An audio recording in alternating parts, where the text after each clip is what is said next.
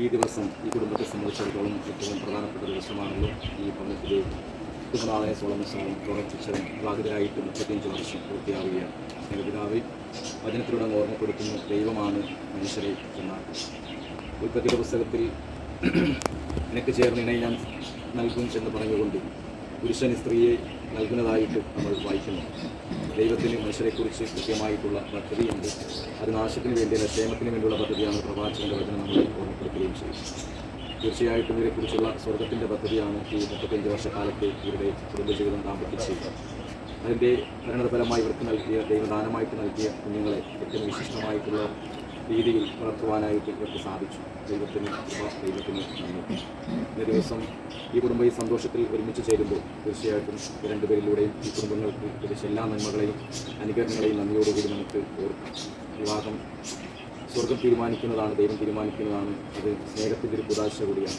പരസ്പരം സ്നേഹിക്കുവാനും പരസ്പരം മനസ്സിലാക്കുവാനും അതിലൂടെ ദൈവികമായിട്ടുള്ള നന്മകളെ പുണ്യങ്ങളെ മക്കൾക്ക് പ്രദാനം ചെയ്യുവാനും തിരുസഭ ഈശോ സ്ഥാപിച്ച ഈ വിവാഹത്തെ സ്വീകരിച്ചുകൊണ്ട് അത് നന്മയിലൂടെ മറ്റുള്ളവർക്ക് പ്രദാനം ചെയ്ത് രണ്ടുപേരെയും നമുക്ക് പ്രത്യേകമായി ഓർക്കാം. ഒരു മക്കളെ ഓർക്കാം. മക്കളെ ഇവരുടെ ജീവിതമായിട്ട് ബന്ധപ്പെടുന്ന ഏവരെ സമർത്ഥമായിട്ട് ദൈവം അനുഗ്രഹിക്കണമെന്ന് പ്രാർത്ഥിച്ചുകൊണ്ട് ഇനിയും ഒരുപാട് വർഷക്കാലം ഒരുമിച്ച് ജീവിക്കുവാനും അതുപോലെ തന്നെ ഇതിലൂടെ ഈ മക്കൾ ഈ ഈശോ നൽകിയ നന്മകളും പുണ്യങ്ങളും വിശ്വാസം പ്രഘോഷിക്കാനും നന്മയുടെ പ്രകാശമായിട്ട് മാറുവാൻ സാധിക്കുന്ന പ്രാർത്ഥനയോടുകൂടി നമുക്ക് പരിശുദ്ധ മറിയത്തിൻ്റെ മധ്യസ്ഥതയിൽ രണ്ടുപേരെ സമർപ്പിച്ച് നിയമങ്ങൾ സമർപ്പിച്ച് അവരുടെ കുടുംബത്തെ സമർപ്പിച്ചുകൊണ്ട് പ്രാർത്ഥിക്കും. എന്ന് പറയുന്ന മറിയം സ്വസ്തി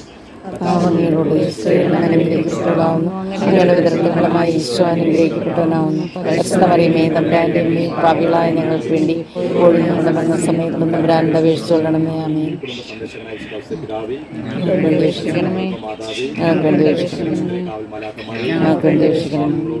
അങ്ങേ ആത്മാവോടും കൂടെ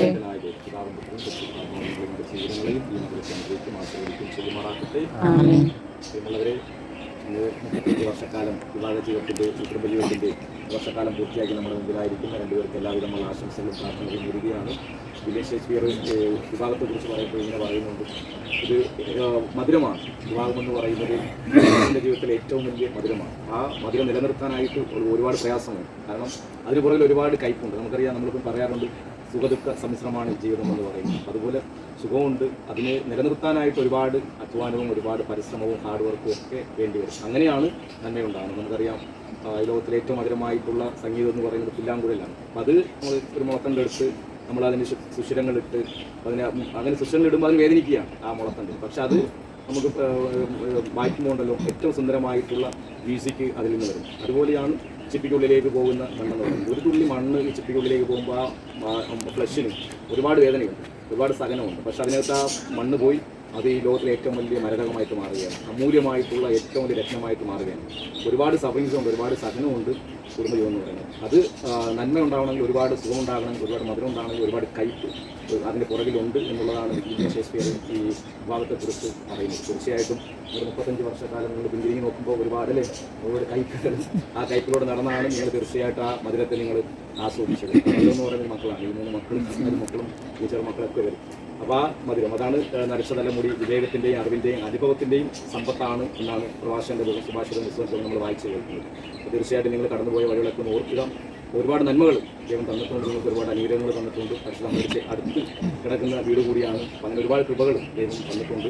അതൊക്കെ നന്മയോടുകൂടി ഓർക്കുക. ഇനിയും ഒരുപാട് അനുഗ്രഹങ്ങളും കൃപകളും ദൈവം നിങ്ങൾക്ക് തരട്ടെ എന്ന് പ്രാർത്ഥിച്ചുകൊണ്ട് ആശംസിച്ചുകൊണ്ട് ഈ ദിനത്തിൽ എല്ലാവിധമായുള്ള ആശംസകളും പ്രാർത്ഥനയും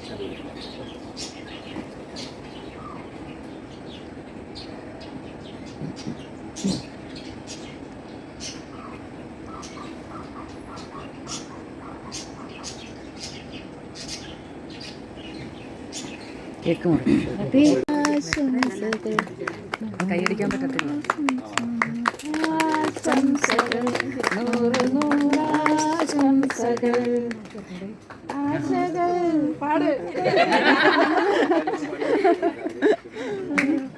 നമുക്ക് ആ പാട്ട് അറിയത്തില്ലെന്ന് തോന്നുന്നു.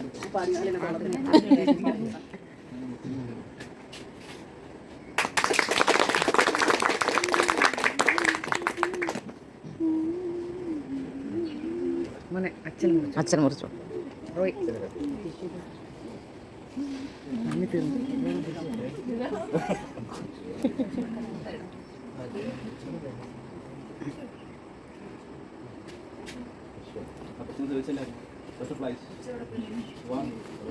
ബട്ടർഫ്ലൈ എടുത്തോ